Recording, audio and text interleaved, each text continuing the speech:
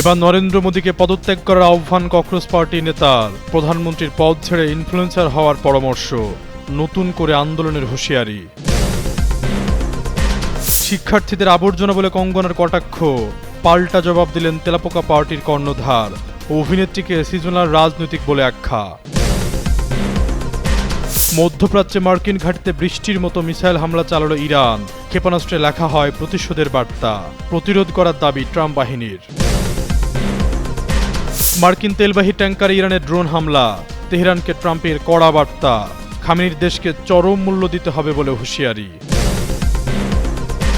রাতভর ইরানে তাণ্ডব চালায় যুক্তরাষ্ট্র। মার্কিন বিমান হামলায় ক্ষতিগ্রস্ত একের পর এক এলাকা। বিদ্যুৎ বিচ্ছন্ন আহবাজ শহর।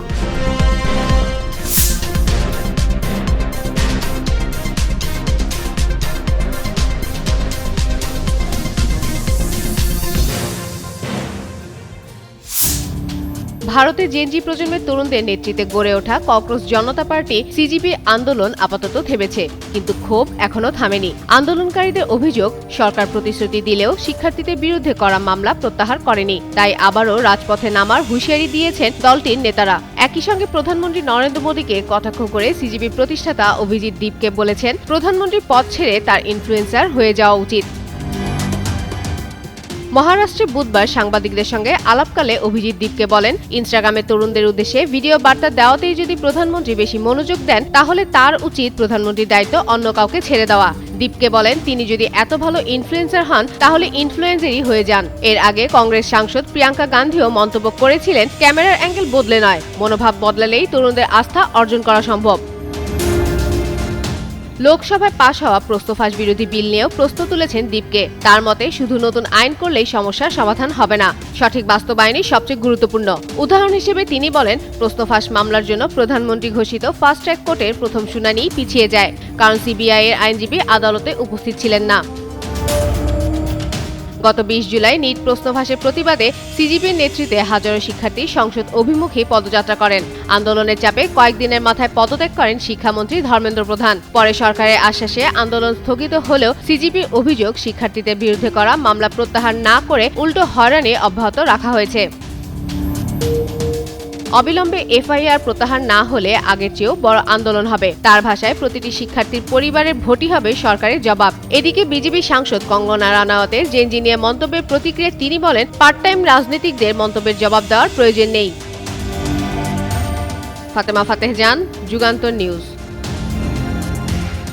এখন তিনি ভারতের রাজনীতির পরিচিত মুখ। ক্ষমতাসীন বিজেপির অন্যতম সবল কণ্ঠ হিসেবেও আলোচনায় থাকেন কঙ্গনা রানাওয়াত। রাজনীতি, আন্দোলন কিংবা সামাজিক বিতর্ক, প্রায় সব ইস্যুতেই তার মন্তব্য নতুন বিতর্কের জন্ম দেয়। এবারও তার ব্যতিক্রম হয়নি। দিল্লির যন্তর মন্তর সহ বিভিন্ন শহরে চলা ছাত্র আন্দোলনে অংশ নেওয়া তরুণদের আবর্জনা প্রজন্ম, কুৎসিত ও দুর্নীতিগ্রস্ত বলে মন্তব্য করে আবারও সমালোচনার মুখে পড়েছেন তিনি। তবে আন্দোলনের নেতৃত্ব দেওয়া ককরোচ জনতা পার্টি সিজিবি প্রতিষ্ঠাতা অভিজিৎ দীপকে এইসব মন্তব্যকে গুরুত্ব দিতেই রাজি নন। কঙ্গনাকে উদ্দেশ্য করে তার সংক্ষিপ্ত জবাব, ওকে আবার সিরিয়াসলি নাইকে, পার্ট টাইম রাজনীতিকদের মন্তব্যের জবাব দেওয়ার প্রয়োজন নেই।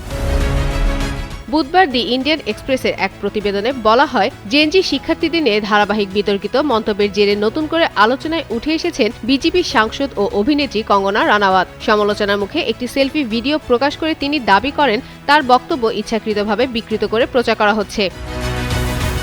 ভিডিওতে কঙ্গনার অভিযোগ, সাম্প্রতিক ছাত্র আন্দোলনের সময় কিছু বিক্ষোভকারীর আচরণ ছিল অশালীন ও অনৈতিক। শিশু, নারী ও প্রবীণদের সামনে অশোভন ভাষা কিংবা আচরণকে তিনি কোনোভাবেই গ্রহণযোগ্য মনে করেননি। তার ভাষ্য, মতপ্রকাশের স্বাধীনতা থাকলেও তার সীমারেখা রয়েছে এবং জনপরিসরে শালীনতা বজায় রাখা প্রত্যেক নাগরিকেরই দায়িত্ব। তিনি আরও দাবি করেন, পুরো জেনজি প্রজন্মকে তিনি কখনোই আক্রমণ করেননি, বরং মহাকাশ প্রযুক্তির প্রতিষ্ঠান স্কাইরুট অ্যারোস্পেসের মতো উদ্বোধনী প্রতিষ্ঠানে কাজ করা তরুণদের এবং কঠোর পরিশ্রম করে পরিবারকে এগিয়ে নেওয়া যুবকদের প্রশংসা করেন। তার মতে, দেশে অসংখ্য তরুণ ভারতের সুনাম বিশ্বে ছড়িয়ে দিচ্ছে। ভিডিওর আরেক অংশে প্রধানমন্ত্রী নরেন্দ্র মোদীকে ঘিরে আন্দোলনের সময় দেওয়া কিছু স্লোগান নিয়েও আপত্তি জানান কঙ্গনা। তার বক্তব্য, রাজনৈতিক মতপার্থক্য থাকতেই পারে, কিন্তু ব্যক্তিগত আক্রমণ বা অশালীন ভাষা গণতান্ত্রিক সংস্কৃতির অংশ হতে পারে না। তবে কঙ্গনার এই অবস্থান আন্দোলনের নেতৃত্বে থাকা অভিজিৎ দীপকে একটুও নাড়াতে পারেনি। সংবাদ সংস্থা ANI কঙ্গনার মন্তব্য সম্পর্কে জানতে চাইলে তিনি কটাক্ষ করেই বলেন, ওকে আবার সিরিয়াসলি নেয় কে? তার এই সংক্ষিপ্ত প্রতিক্রিয়ায় সামাজিক মাধ্যমে দ্রুত ছড়িয়ে পড়ে এবং কঙ্গনার মন্তব্যকে ঘিরে বিতর্কে নতুন মাত্রা যোগ করে। এদিকে এই বিতর্কে ভিন্ন অবস্থান নিয়েছেন গায়ক সুরকার বিশাল দাদলানি। সামাজিক মাধ্যমে দেওয়া এক পোস্টে তিনি প্রশ্ন তোলেন, আন্দোলনকারীদের ভাষা নিয়ে এত আলোচনা হলেও তাদের ওপর নিরাপত্তা বাহিনীর লাঠিচার্জ, কাঁদানি গ্যাস ও বল প্রয়োগ নিয়ে কেন একইভাবে প্রশ্ন তোলা হচ্ছে না? তার মতে, কোনো আন্দোলন মূল্যায়নের ক্ষেত্রে শুধু স্লোগান নয়, পুরো প্রেক্ষাপটকেই সমান গুরুত্ব দেওয়া উচিত। ফাতেমা ফাতেহজান, যুগান্তর নিউজ। রীতিমতো মিসাইলে প্রতিশোধের বার্তা লিখে জর্ডানে মার্কিন ঘাঁটিতে হামলা চালিয়েছে ইরান। ক্ষেপণাস্ত্রের উপর লেখা হয়, আমরা আগ্রাসী শত্রুকে নির্মূল করতে লড়ছি। হোয়াইট হাউসে যখন মার্কিন প্রেসিডেন্ট নেতানিয়াহুকে আতিথ্য দিচ্ছিলেন, ঠিক তখনই শক্তিশালী এই মিসাইল হামলা চালানো হয়। ইরানের ইসলামিক রেভলিউশনারি গার্ড কোর বুধবার একটি ভিডিও প্রকাশ করেছে, যেখানে তাদের দাবি অনুযায়ী জর্ডানে অবস্থিত একটি মার্কিন বিমান ঘাঁটি ও কমান্ডো সেন্টারের দিকে গর্জন করতে করতে ব্যালিস্টিক ক্ষেপণাস্ত্র ধেয়ে যেতে দেখা গেছে। তাদের দাবি, মার্কিন সেনাবাহিনীর বিমান ঘাঁটি এবং সেন্ট্রাল কমান্ডের সদর দপ্তরে বেশ কয়েকটি ব্যালিস্টিক ক্ষেপণাস্ত্র হামলা চালিয়েছে। বলা হয়, মার্কিন সেনাবাহিনীর কর্তৃক শিশুদের উপর সংঘটিত আগ্রাসী কর্মকাণ্ডের জবাবে এই হামলা চালানো হয়েছে। তবে যুক্তরাষ্ট্র বলছে, মধ্যপ্রাচ্যে মোতায়েন মার্কিন বাহিনীর উপর অতর্কিত হামলা চালানোর চেষ্টা সফলভাবে প্রতিহত করেছে তাদের বাহিনী। মধ্যপ্রাচ্যে ক্রমেই চড়ছে উত্তেজনার পারদ। মধ্যপ্রাচ্যের দেশগুলোই ইরানের হামলাকে ঘিরে মার্কিন ঘাঁটিগুলোতে বাড়ছে নিরাপত্তা শঙ্কা। আর এর মধ্যেই ভূমধ্যসাগরীয় বন্দরে ঘটল বিস্ফোরণের ঘটনা। এবার মিশরের ভূমধ্যসাগরীয় বন্দর দামিয়েত্তায় ভয়াবহ ড্রোন হামলার শিকার হল একটি মার্কিন তেলবাহী ট্যাঙ্কার। বুধবার এক প্রতিবেদনে এই তথ্য জানায় বার্তা সংস্থা রয়টার্স। প্রতিবেদনে বলা হয়, সামুদ্রিক নিরাপত্তা সংস্থা অ্যাম্ব্রের তথ্য অনুযায়ী ভূমধ্যসাগরের দামিয়েত্তা বন্দরে এনাগোর্স উইন্টার নামের একটি ভাসমান তেলবাহী ট্যাঙ্কারে হঠাৎই ড্রোন হামলা হয়। ভয়াবহ বিস্ফোরণের শব্দে কেঁপে ওঠে পুরো বন্দর। আঘাতের পরপরই আগুন ধরে যায় ট্যাঙ্কারটিতে। ট্যাঙ্কারটি যুক্তরাষ্ট্রের মালিকানাধীন। অ্যাম্ব্রে জানায়, শুধু ওই ট্যাঙ্কারেই থেমে থাকেনি আগুন, ছড়িয়ে পড়ে কাছাকাছি থাকা গ্যাসলক সালেম নামের আরেকটি গ্যাসবাহী জাহাজে। দ্রুত সরিয়ে নেওয়া হয় ট্যাঙ্কার দুটির কর্মীদের। পরে আগুন নিয়ন্ত্রণে আনে ফায়ার সার্ভিস। তবে এই হামলার দায় এখন পর্যন্ত স্বীকার করেনি কোনো পক্ষই।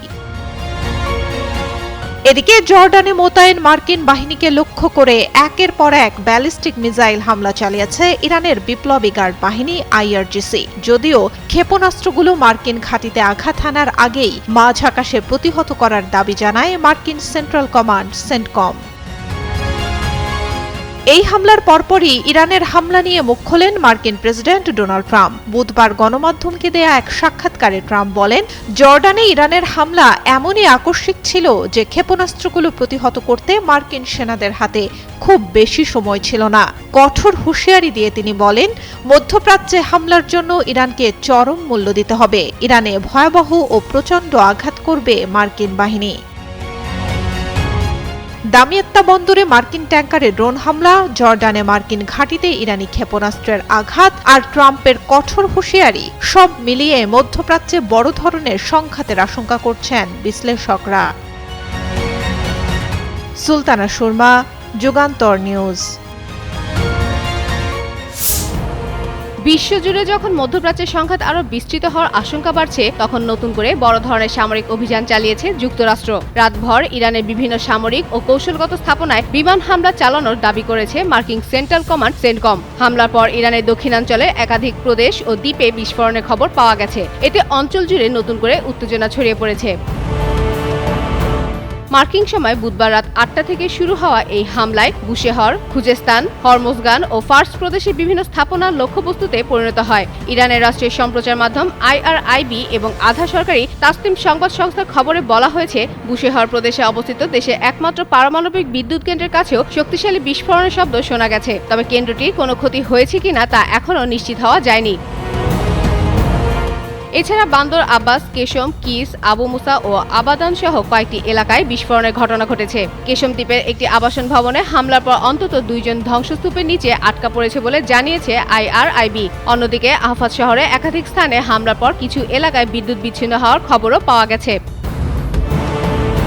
হামলার বিষয়ে সেন্টকম জানিয়েছে, বুধবার মার্কিন বাহিনীর ওপর ক্ষেপণাস্ত্র হামলার চেষ্টার জবাব হিসেবে এই অভিযান চালানো হয়েছে। সংস্থাটির দাবি, IRGC সামরিক কমান্ড কেন্দ্র, ক্ষেপণাস্ত্র ও ড্রোন ঘাঁটি, উপকূলীয় প্রতিরক্ষা ব্যবস্থা এবং সামুদ্রিক সক্ষমতা সহ কয়েক ডজন লক্ষ্যবস্তুতে আঘাত হানা হয়েছে। তাদের ভাষ্য, এই অভিযানের উদ্দেশ্য ছিল মার্কিন বাহিনী, আন্তর্জাতিক বাণিজ্যিক নৌপথ এবং উপসাগরীয় মিত্র দেশগুলোর প্রতি ইরান ও তার মিত্র গোষ্ঠীগুলোর হুমকি কমিয়ে আনা। ফাতেমা ফাতেহ জান, যুগান্তর নিউজ।